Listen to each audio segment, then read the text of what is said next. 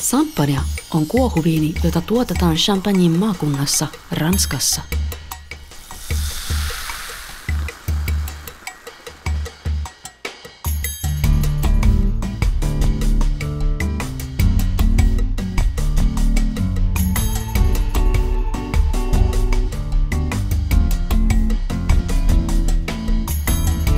Sen keksi vahingossa vuonna 1639 syntynyt munkki Dom Pérignon.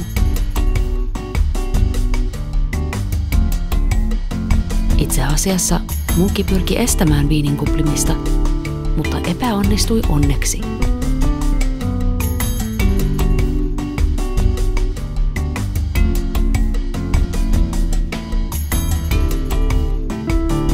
Champagnea tehdään pääosin 3 eri rypälelaikkeesta: vaaleasta chardonnaysta sekä tummasta pinot noirista ja pinot meunierista. Usein näitä laikkeita sekoitetaan, mutta jos viinissä käytetään vain yhtä laiketta, siitä mainitaan erikseen. Blanc de Blanc on tehty chardonnay-rypäleistä ja Blanc de Noir pinot noirista tai pinot meunierista.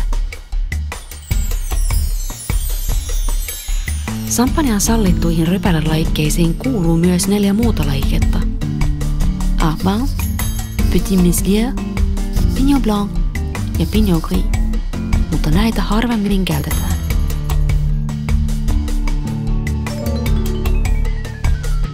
Champagnen erikoisuus on sen kalkkipitoinen maaperä. Sen huokoisuus takaa viiniköynnöksille veden saannin tasaisuutta ja juoman omalaatuisen leiman, briossin ja pahdetun leivän tuoksun.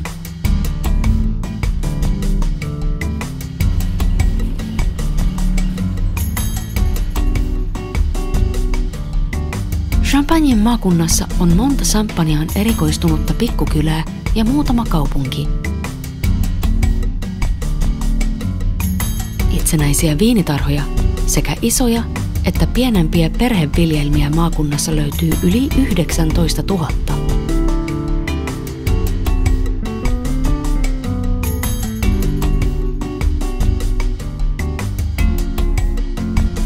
Rypälesadosta moni myykin osan isoimmille champagnetaloille.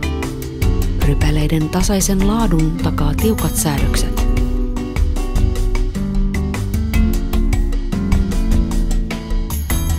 Champagnessa alkoholipitoisuus ei saa ylittää 12%. Maapallon lämpenemisen myötä champagnen sadonkorjuu onkin jouduttu aloittamaan tavallista aikaisemmin. Kuumat kesät kypsentävät rypäleet nopeammin ja nostaa sokeripitoisuuden, joka vaikuttaa suoraan viinin alkoholipitoisuuteen.